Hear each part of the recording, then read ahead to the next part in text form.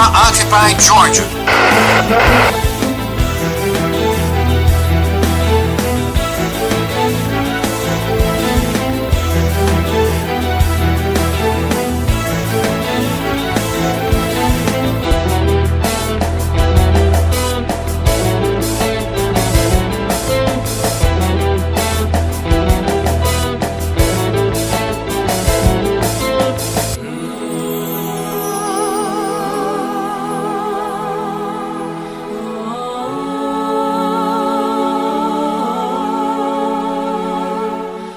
Georgia was bombed 75 times. 32 bombing attacks were mounted following the ceasefire announcement by Georgia. A greater part of the bombed territories is 100 kilometers away from the conflict zone. Throughout a couple of days, 3,000 pieces of Russian heavy artillery, 3,000 trucks, and 35,000 infantry were deployed in Georgia. According to UNOSAT, a United Nations Satellite Solutions Institute, war damage done to the buildings in the South Ossetian separatist capital of Tskhynvali was only 5%. In comparison, the surrounding Georgian villages suffered severe damage in the range of 30 to 50%.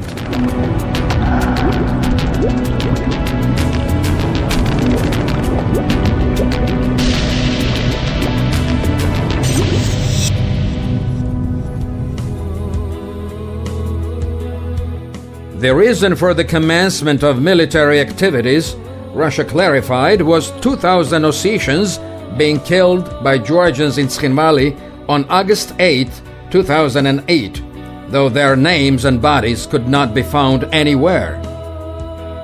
According to the Council of Europe Human Rights Commissioner Thomas Hammerberg's statement, based on the official date published by the Russian government, 133 people have been killed.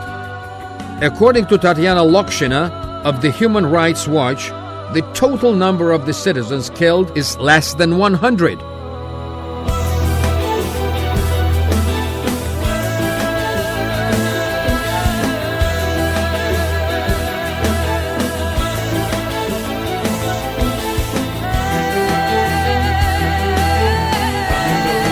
The history of Georgia can be traced back to the ancient time. Georgia, being situated at the dividing line between Europe and Asia, was one of the first countries who adopted Christianity as an official religion early in the 4th century. As a result, Georgia became a part of European civilization. Georgians have their own alphabet and a rich history. Georgia was occupied by Soviet Russia in 1921. In order to subdue the Georgian state, Soviet Russia enforced its rule by artificially creating 3 autonomies within Georgia. One of them was given the name of South Ossetia. The Ossetian population in other regions of Georgia, out of the South Ossetia, is quite a number, but either before or after August 2008, no single fact of an ethnic conflict between Georgians and Ossetians has been observed. The conflict did not start in August 2008. It counts decades. South Ossetia, as well as Abkhazia conflict, has been regularly used by Russia to hamper the development of the country, and in this specific case, Georgia's NATO integration. Why exactly now, in August 2008, Russia decided to launch military aggression against Georgia? The answer is obvious. Despite various difficulties, Georgia had made determined steps towards Europe and NATO. Georgia's considerable progress was recognized by various international organizations. Tomorrow, it would have been impossible to stop Georgia's integration into the European family. Появление на наших границах мощного военного блока, действия членов которого регулируются в том числе и статьей 5 Вашингтонского договора, будет воспринято в России как прямая угроза безопасности нашей страны.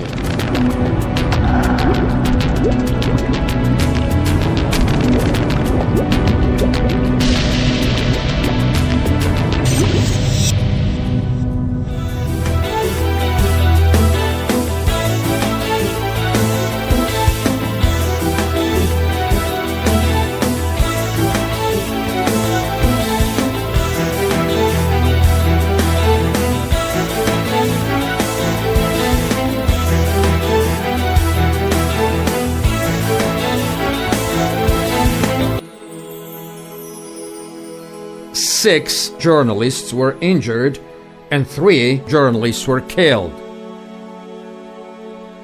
Gori Hospital was bombed.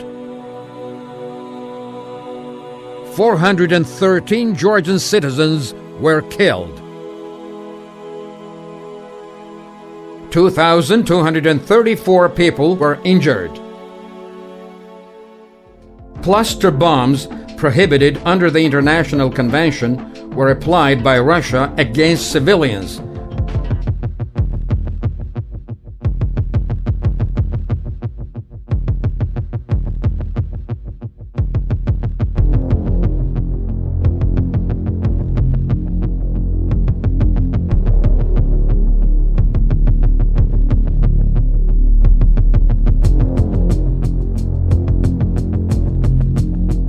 In 1991, now for the second time in the 20th century, Georgia declared independence as a consequence of the referendum. The referendum was held on the whole territory of Georgia, including Abkhazia and South Ossetia. 99% of the electorate voted for the independence of Georgia. It was the first step ahead to escape Russia's 200-year rule. Unfortunately, Russia, repeatedly failing to meet its commitments, has always been an unreliable partner for Georgia. As a result of the Russian aggression committed in the last years, at least every 10th Georgian citizen is an IDP, internally displaced person. During the conflict in Abkhazia, as a result of the ceasefire agreement drafted and signed through the mediation of Russia, Georgian government was cheated. This Russian trick left the Georgian military forces disarmed and thousands of Georgians internally displaced from Sukhumi for good.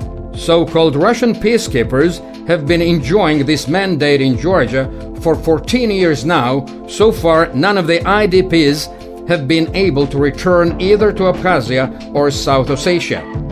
Throughout the past few years, Russian passports have been disseminated in both regions. Russian military troops have been supporting separatists with training and ammunition. Key officials of South Ossetian separatist government have strong ties with Russian Federation.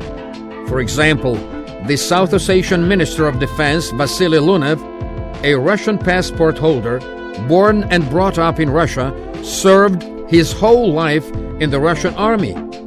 He was moved to South Ossetia 4 months before the war.